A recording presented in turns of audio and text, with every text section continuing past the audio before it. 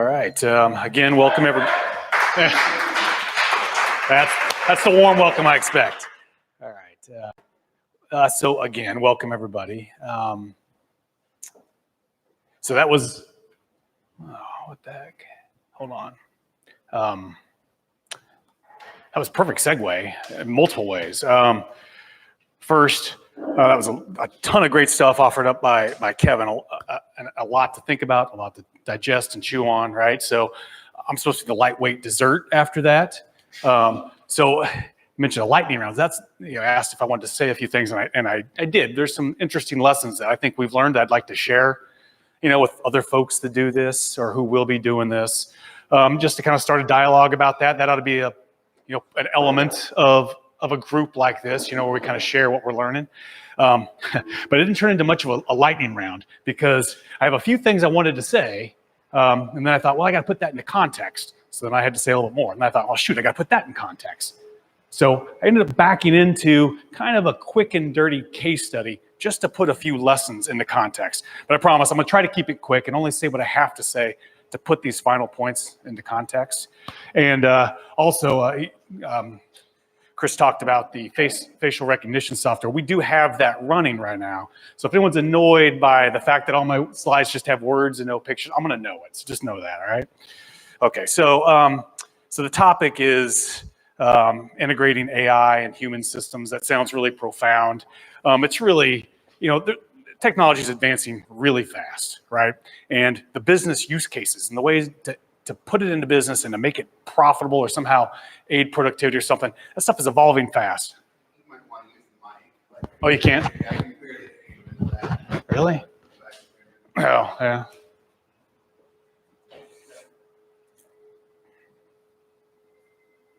Maybe I'll just try to speak louder. I don't see how this, work that.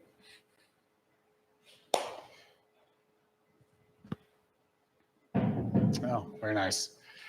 Thank you, Mitch. Okay, so by way of introduction, my name is Travis Rhoades. I'm the Director of Data Science and Analytics here at VeriShip. Does that sound good? No? All right, now it's good? All right. Obviously not proficient at running a microphone, but I'm going to talk about a real world example of some of the stuff that Chris spoke about. And a couple of the guys that helped work on this stuff, that Tom and David back there, both part of the VeriShip team. Tom's the primary architect of the things I'm going to talk about. So if you have technical questions about it, ask him, not me.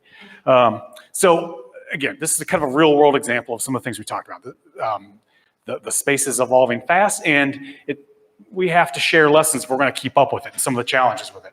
So with that, again, I had to put some things into context. So I have to tell you a little bit about VeriShip, and then a little bit about the business use case before I dive into the actual situation, right?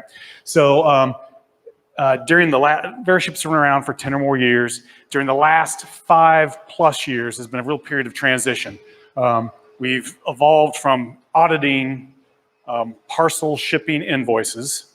And by auditing, I mean that we would, in an automated fashion, upload a particular shipper's, a customer's invoices, and we'd make sure that they got billed appropriately and that the carrier met their time requirements. And we'd help them get their funds back if they didn't. That was a great business, and it grew. We got thousands of customers out of that. But about 5.5 years or so ago, started looking and saying, we got a lot of data.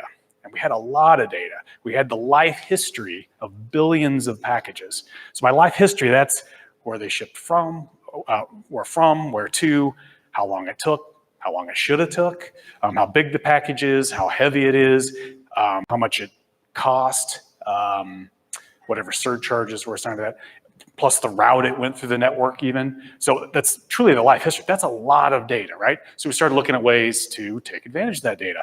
So also along the way, we transitioned to big data technologies. Those data's completely enabled VeriShip to use data science at scale. Helped with the audit as well, but honestly, the things that we were doing with the data science, the algorithms, we just couldn't have done it at scale without the big data technologies.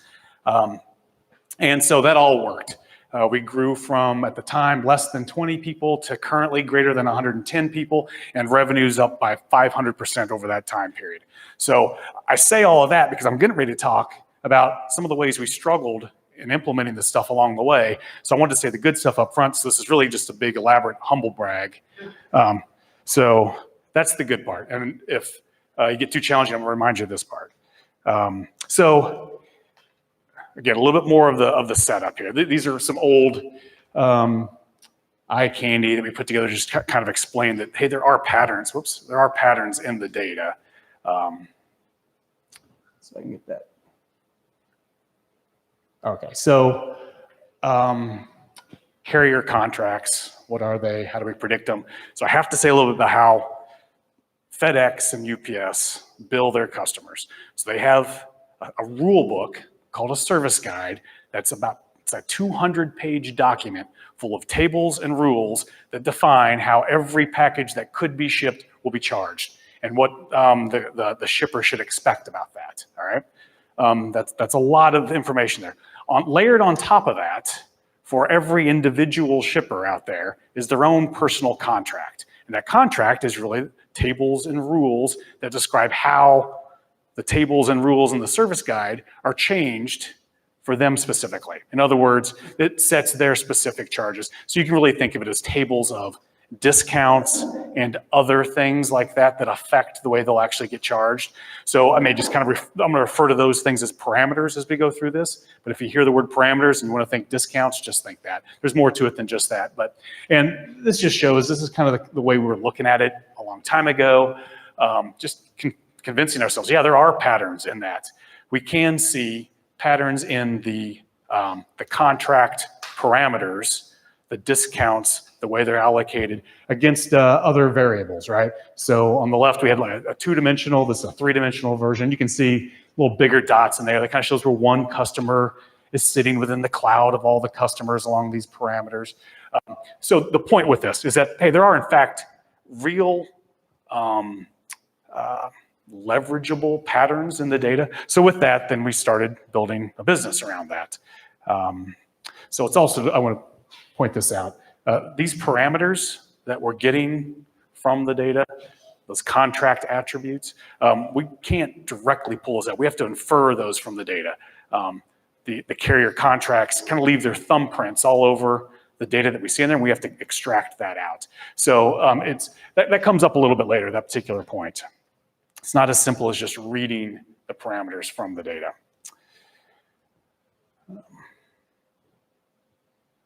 Okay, so I have to say a little bit generically about the model that we use, and this is so cartoonish, it's really almost silly about it, but it does capture the essence of the models that we've used through time. So the big picture is that, hey, we have a lot of shipping data, right?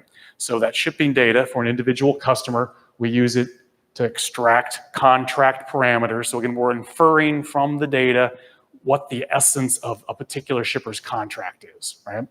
We also engineer some features for prediction, and some of the stuff is kind of data science specific. If you want to know a particular term, you can go ahead and ask, but don't worry about it too much. It's not going to play a heavy part in it. But we need this to actually do prediction. So those two things work together. So we train a model. Whatever that model is, the kinds of things that Chris was talking about, we'll train a particular model. That model has a training set, so the examples that it's meant to learn from. So then once you have the model, you can do your predictions. So in our case, our predictions are used to help contract negotiators negotiate a contract. So I feel like I've skipped a point here about our operations. We'll get into that in just a moment. So the predictions do a couple things. They create target parameters that we're going to use. They also go into a simulation where we will take a predicted contract and simulate their last years of shipping with it and calculate how much would this contract that we predicted for them, this best contract they can get, how much would they have saved with that? Okay, so now we have a predicted contract, and we have a savings implied by that predicted contract. So then we have savings estimate. That's kind of the big picture. That'll be context for a couple more slides here. Okay, so that's just a big picture caricature of the model. It's evolved over time. So in the early days, it was very coarse-grained representation of a contract. If you think of it like some of the image recognition examples that we saw, it's not an image, but you can think of it as like a pixelated picture. It wasn't super high resolution, but it got the general characteristics right. And the parameters that we extracted that we would use for recommendation, they were directionally correct. They weren't precise actual targets that a negotiator could use, but they told the negotiator roughly how they should expect to move things in order to get things moving in the right direction. It was also blind to some important parameters, so it didn't know everything it needed to know. It was a linear regression, which is be an important fact here in a few moments. It indiscriminately was trained by all of our customer base, essentially. And the simulation, the part that we used to actually find the dollar value that's implied by this new contract, that was a quite simple simulation. Okay, so that's what it was at the start. That worked very well. Through time, we saw the opportunities to make significant improvements in it, so we made those improvements. Those improvements led us to a high resolution representation of the contract, so more like an actual image, not so pixelated. We provide now precise parameter targets, so the contract negotiator, instead of being told, hey, the parameters in this area could be improved by roughly this much. We can actually say what an item of a contract ought to be. I know that's a little bit vague, and I'm trying not to spend too much time on the particulars of that, but it's a more precise, a very precise recommendation. And one of the things that, and I love that you talk so much about the random forest. Random forest is what we leaned on. It was perfect for our application, and so we upgraded to a set of random forest predictions, some continuous, nominal, ordinal, we don't have to worry about that, but it's a set of random forest that we use to predict different portions of these contracts.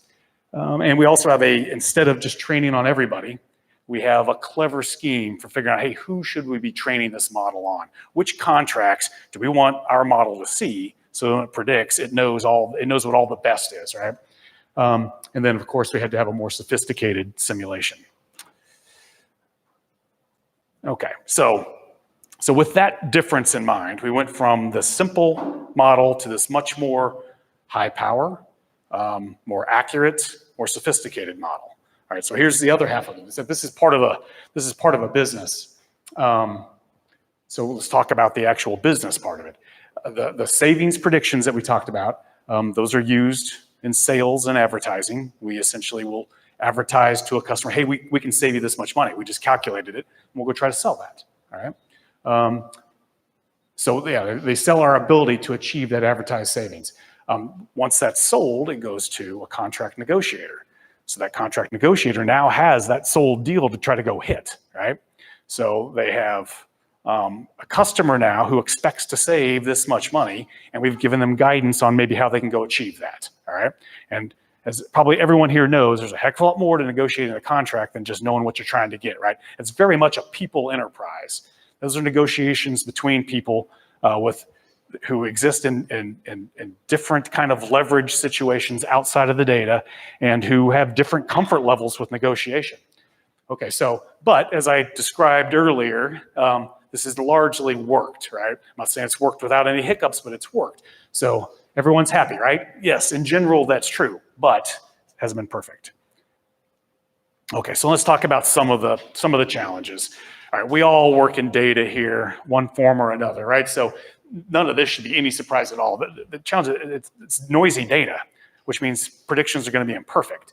So types for our specific situation, we can have billing mistakes or corrections or a myriad other things that show up in the invoices that can make it challenging for the system to know exactly how to interpret it. Okay, that's just real world, real life.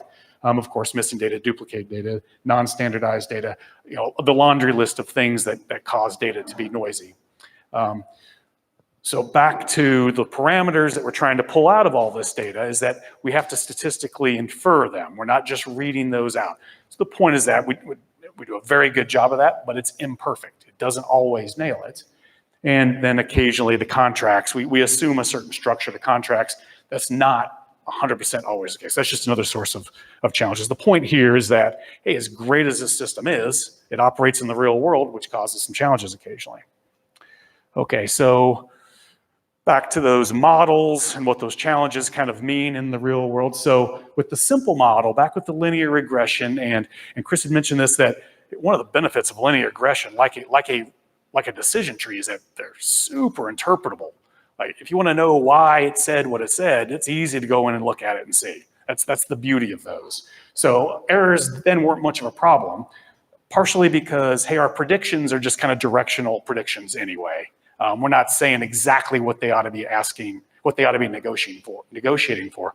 We're saying where to negotiate in what direction, right?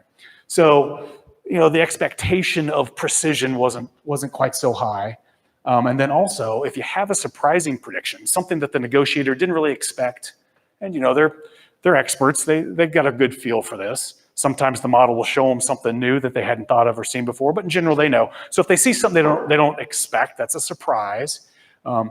So sometimes you'll scrutinize that surprise. Well, in the old model, it's easy to scrutinize because, again, it's a regression type model. How it works is very well understood. So they could convince themselves that, hey, yeah, that's legit. They could say, well, I wouldn't have thought that they could get such a great discount in that area, but I can see how the logic got there, and that makes sense to me. There's nothing obviously wrong with that logic. I'm going to believe it.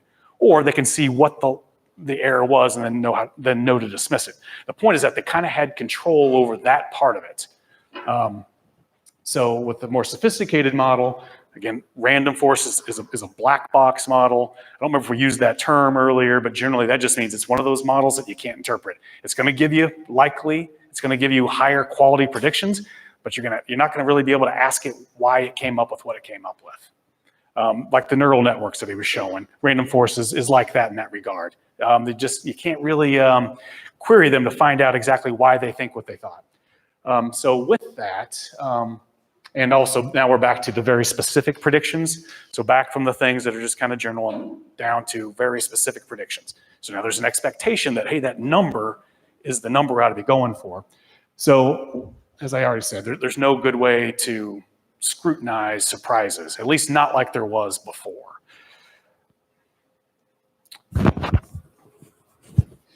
Okay, so again with the challenge, most of the slides here are about the challenge. So distinguishing between surprises due to new knowledge and surprises due to prediction problems became difficult. And so that led to kind of a confidence problem, which in the earlier days, if there was a mismatch, like I said, they can go look at it. They can see that it was good or it was bad. They understand exactly why. And so the confidence in the whole system wasn't really challenged much in that environment. So under the new one, again, much more accurate, much more precise, but it's inscrutable. And now when you see an error, you have no way to go dig it up, and that just started, we found that that's a challenge to confidence. And my main point with all this, I'll just inject it right now, is as we're dealing more with these kinds of models, and as we have downstream human users of those things, it's not just a machine feeding another machine. We all have, especially as we're experts in a space, we expect some kind of scrutability. We expect to have some sort of understanding of what's being handed to us, right? And I think we're all going to kind of wrestle with that stuff a little bit more going forward. And there are technological solutions coming that I'm not an expert on, but nevertheless, we'll be dealing with this for a while. So it is a little ironic, right? That if we have a better model, it predicts more precisely, it predicts more accurately, and it's kind of causing a problem for us because we can't scrutinize it, okay? But yeah, so should this situation really have been, should that have been an unexpected situation? There's a book I have in my office. It's an operations research book about analysis techniques.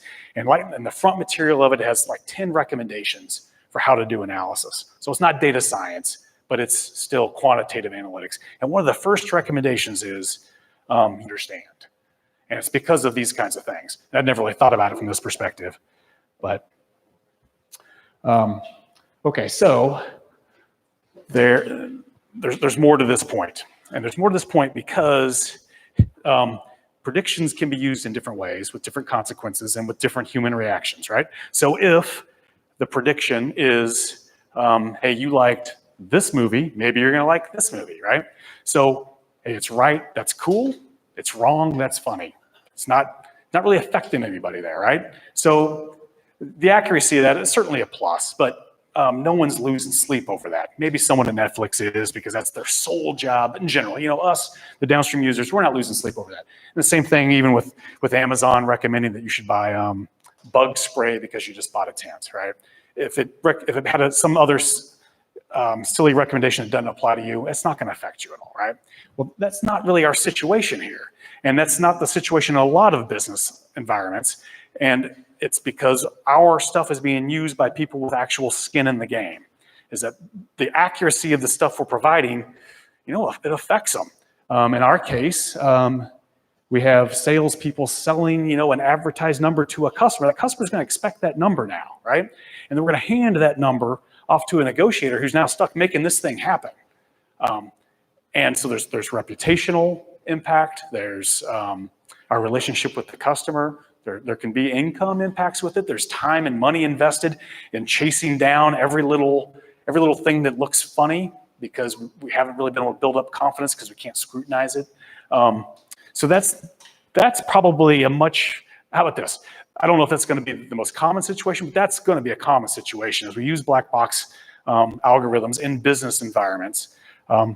That's a reality. And that's kind of the context in which I feel like we picked up a couple things that I just want to pass along. So we'll keep churning through this. Bottom line here. So it's the inscrutable predictions coupled with the humans who actually have, skin in the game that cause them. It just caused all this. The main point is it caused friction, right? All of that doubt, insecurity about it, just caused friction in the system.